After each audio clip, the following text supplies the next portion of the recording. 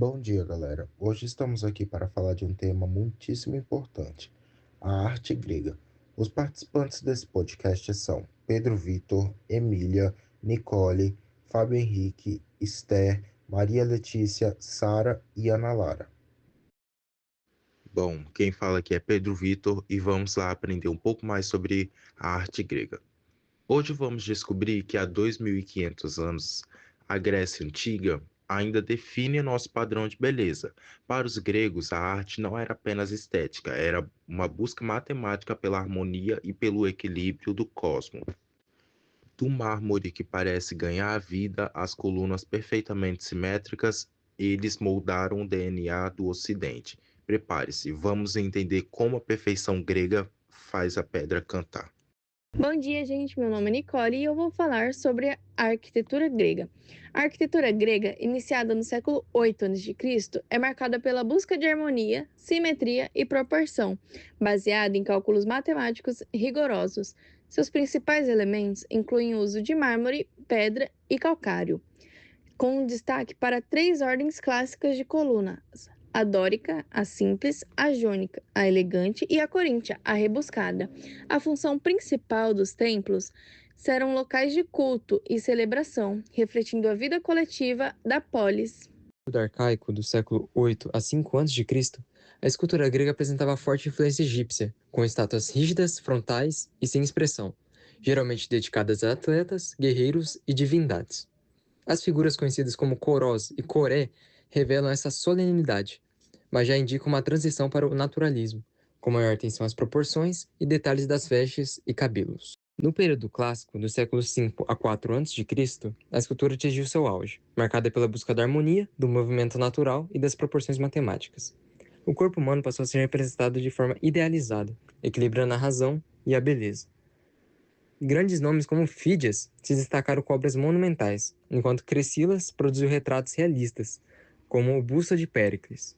Além de líderes políticos, figuras culturais como Romero também foram retratadas, mostrando a valorização da tradição literária e filosófica. E já no período helenístico, do século 3 a.C.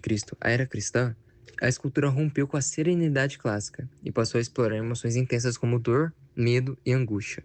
O corpo humano foi representado em posturas dramáticas, com músculos tensionados e expressões fortes, refletindo a diversidade cultural do Império de Alexandre. Nesse contexto, as esculturas femininas ganharam ainda mais naturalismo e expressividade, revelando a evolução estética da arte grega. Agora a gente chega em um dos pontos mais marcantes da arte grega, a representação do corpo humano.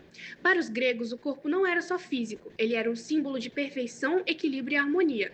Diferente de outras civilizações, os gregos valorizavam o corpo humano como centro da arte. Por isso, muitas esculturas eram feitas com figuras nuas, principalmente masculinas, destacando músculos, postura e proporção. A nudez, nesse caso, não tinha o sentido de exposição, mas sim de exaltação da beleza ideal. Um dos grandes nomes desse conceito foi Policleto. Ele criou o chamado cânone, que era um conjunto de regras matemáticas para representar o corpo perfeito, ou seja, cada parte do corpo tinha uma proporção exata em relação ao todo, criando uma sensação de equilíbrio visual. Essa ideia de corpo perfeito foi evoluindo com o tempo. No período arcaico, as esculturas eram mais rígidas, com pouca expressão e movimento. Já no período clássico, o corpo ganha vida, aparece movimento e equilíbrio, o famoso contraposto, que é quando o peso do corpo fica apoiado em uma perna só. E no período helenístico, essa representação fica ainda mais intensa, com emoções como dor, tensão e até sofrimento sendo mostradas no corpo. Se a gente comparar com o Egito, por exemplo, a diferença é bem clara. As esculturas egípcias eram mais estáticas, com postura frontal e pouca variação. Já os gregos buscavam movimento, naturalidade e um corpo que parecesse vivo.